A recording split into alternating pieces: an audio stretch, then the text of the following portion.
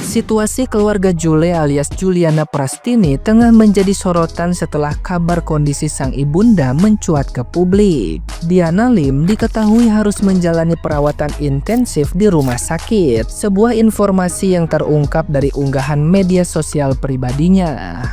Dalam tayangan singkat tersebut, Diana tampak terbaring lemah di ranjang rumah sakit dengan tangan kanan terpasang infus berisi cairan berwarna kuning yang diduga berfungsi untuk menambah energi dan stamina tubuh. Di sekelilingnya terlihat bantal bergambar wajah salah satu cucunya, anak Jule dari pernikahan dengan Na Dae-hoon, yang seolah menjadi penguat di tengah kondisi fisik yang menurun. Hingga kini belum ada keterangan resmi terkait penyakit yang diderita Diana. Namun perawatan di rumah sakit mengindikasikan kondisi yang tidak bisa ditangani secara ringan di rumah.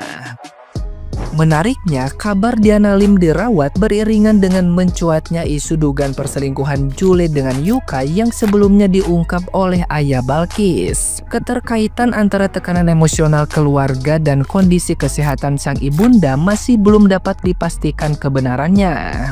Di tengah ramainya spekulasi, Jule justru belum menampakkan diri di media sosial, baik untuk memberikan klarifikasi maupun sekadar menyampaikan kondisi keluarganya. Sementara itu, situasi semakin panas setelah Safri Ramadan muncul ke publik dan mengaku sebagai kekasih Jule. Ia menyampaikan kekecewaan mendalam serta perasaan sakit hati akibat dugaan hubungan terlarang antara Jule dan Yuka yang kini ramai diperbincangkan. Nah, gimana nih menurut netizen yang terhormat? Silakan berkomentar ya. Yeay, Jule kita udah go internasional. Kemarin Indonesia, Korea, dan sekarang Malaysia. Jule kita udah menjadi DSI, Duta Selingkuh Indonesia. Wow, menyala Juleku.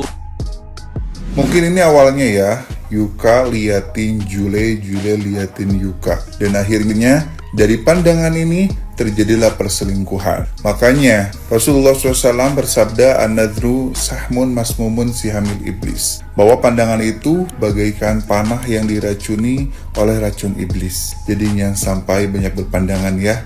Yuka dan Jule bertatap mata.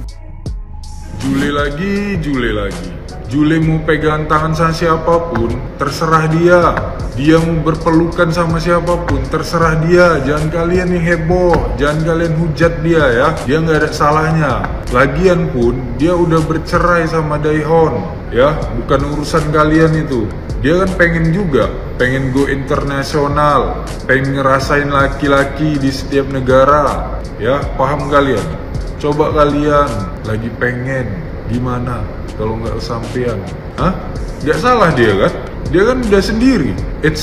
Maaf, pertanyaan gua, laki-lakinya udah menikah belum ya?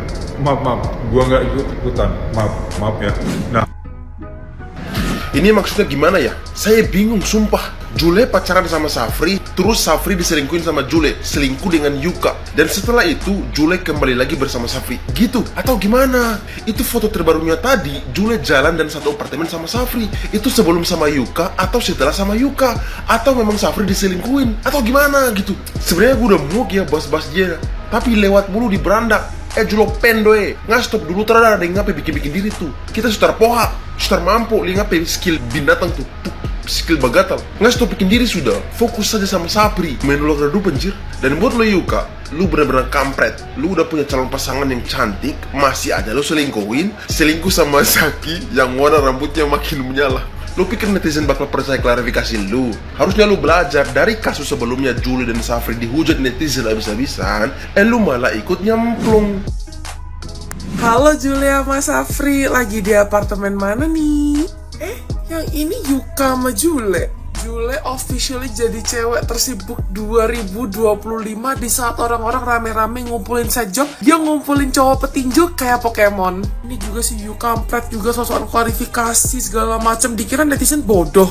Please banget, netizen gak senaif itu sampai bisa-bisa percaya sama omongan lo. Aduh, nyokap lo aja di story udah bilang dia najis anjay. Tapi yang gue nggak habis pikir tuh sama timelinenya, tau gak sih? Kayak timelinenya tuh gimana? Jadi dia tuh sama si Safri dulu, baru sama si Yuka, atau kayak barengan? Bener-bener literally ya, pempek tersibuk 2025 jatuh ke Jule. Sumpah ya Jule, inget karma weh, inget karma. Iya bagus-bagus kalau karma ke lu, kalau ke anak-anak lu gimana? Malu juga tau Jul, bayangin kalau Triona udah pada gede semua, udah pada main sosial media, nyari nama Jule, nama Julia gitu ya, anjir nama nyokapnya. Tapi malah begini munculnya semua.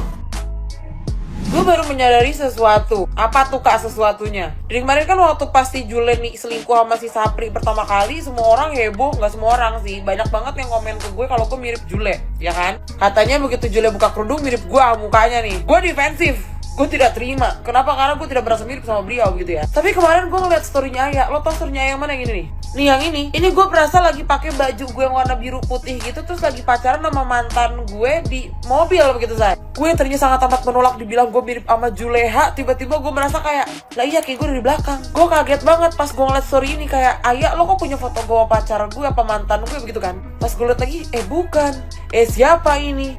Juleha ternyata selingkuh lagi sama si Yuka. Astagfirullahaladzim. Dapat Dehun selingkuh sama Sapri. Udah sama Sapri selingkuh sama Yuka. Abis ini ada debut selingkuh sama siapa lagi? Udah apa Jule? Udah ya Allah Jule. Tadinya gue gak mau ikut-ikutan bikin konten gitu ya, tapi karena ini gue ngerasa kayak, lah ya mirip gue lama-lama ya. Tapi jangan sampai kelakuan sama ya lo coy ya, jangan sampai amit-amit. Aduh, udah deh. Besok gue punya cerita gangengong dar-derdor yang sangat amat menarik teman-teman. Tungguin ya, love you. Aku tahu aku bukan di posisi untuk mengkomentari hidup orang, tapi kan lagi viral tuh di TikTok yang Jule itu ya say, dia ternyata emang agak rada-rada ya. Terus dari sini aku sadar ternyata memang ada perempuan yang memang kegatelan gitu loh, ada loh, banyak loh. Jadi aku rasa ya, mau ada lelaki sesetia apapun, aku percaya bahwa siapapun itu laki-lakinya, kebanyakan nih 95%, kalau ada cewek gatel itu pasti tergoda. Makanya kita itu cuma bisa menjaga dan ya menghindari memperkenalkan pasangan kita dengan teman kita dan lain-lain. Karena jujur nih, aku mau cerita sedikit, boleh gak? Ya boleh denger, boleh enggak, boleh percaya, boleh enggak. Tapi aku itu gak pernah kenalin Koeter ke teman aku dulu, serius. Dan gak ada niatan. Karena dulu pas awal aku dekat dengan suami aku itu, Koeter lah ya, kalian tahu, itu aku tidak pernah kenalin dia ke temanku. Karena ada satu kejadian yang bikin aku, gue gak bakal kenalin dia ke teman gue. Karena aku pertama belum kenalin Koeter ke teman-temanku, tiba-tiba ada satu temanku follow Koeter. Sebenarnya menurut aku sebenarnya tidak ada salahnya follow kalau udah dikenalin. Ini belum dikenalin nih, aneh menurut aku. Aku nggak pernah cerita tentang cowok yaitu Koeter ke teman aku ini, karena memang waktu itu aku masih nggak mau cerita dulu ke siapapun. Terus abis itu tiba-tiba di follow deh. Terus pas aku tanya, kenapa lu follow, ngapain, kan belum kenal? Gak apa, mau follow aja. Tapi ya feelingku dan aku yakin dan percaya bahwa di dalam hati dia tuh dia ada, ya kita gak pernah tahu isi hati orang, tapi menurut aku dia tuh kayak ada, mungkin gak tahu ya, gue juga gak tahu, mungkin kayak ketertarikan atau gimana, I don't know. Terus aku bilang, ya pokoknya aku yakin dan percaya banget bahwa perempuan ketika melihat temannya, mau itu teman terbaiknya, kebanyakan ya, tidak semua, ada yang memang hatinya benar-benar baik, tapi kebanyakan tuh pasti ada lah rasa di dalam hati, ih enaknya punya pacar kayak gitu, kayak misalnya pacar kaya atau pacar sukses, pacar royal, sedangkan mungkin dia belum punya pacar atau dia punya pacar yang tidak sesuai, pasti ada rasa kepengen gitu. Nah, terkadang iri hati itu ketika terlalu berlebihan itu bisa menjadi toksik dan malah menginginkan sesuatu yang bukan milik kita. Itulah yang terjadi kenapa banyak teman itu mengambil pasangan orang, karena mungkin pasangan ini ke temennya itu baik banget, dia pengen direbut gitu. Jadi sampai sana aku percaya banget, aku gak pernah kenalin siapapun, dan aku untungnya sana udah gak punya teman sih, kayak ya iparku doang gitu lah yang aku hang out with. Dan aku tidak percaya ada teman yang 100% baik, tapi aku tahu ada, cuman aku belum pernah ketemu. Dan kalaupun aku punya teman baik pun, aku lihat-lihat orangnya, karena kita bisa punya feeling. Jangan pernah mendeny feeling kalian. Feeling perempuan tuh kuat banget. Kalau kalian punya feeling nih, kok teman kalian kayak gini ya. Itu kan bukan overthinking. Once again, I always told every girls bahwa feeling perempuan tuh kuat banget. Jadi if you guys feel something like off gitu ya, kayak ih kok kayak gini ya, jangan kayak denial, jangan kayak enggak lah, nggak mungkin, dia kan teman baik. Ya, teman baik itu justru lebih banyak yang kayak anjing dibanding teman biasa. Aku nggak percaya sih. Ya mungkin ada lah ya. Kalau misalnya dia punya pasangan dan dia bahagia dengan pasangannya, menurut aku mungkin. Tapi kalau misalnya dia single atau dia punya pasangan yang tidak treat dia sebaik pasangan kamu treat kamu, there will be a chance dia ada iri hati. Ya tapi kembali lagi, beda-beda orang, kita bisa lihat karakter orang juga. Ada juga kok orang yang baik. Masalahnya aku belum ketemu aja.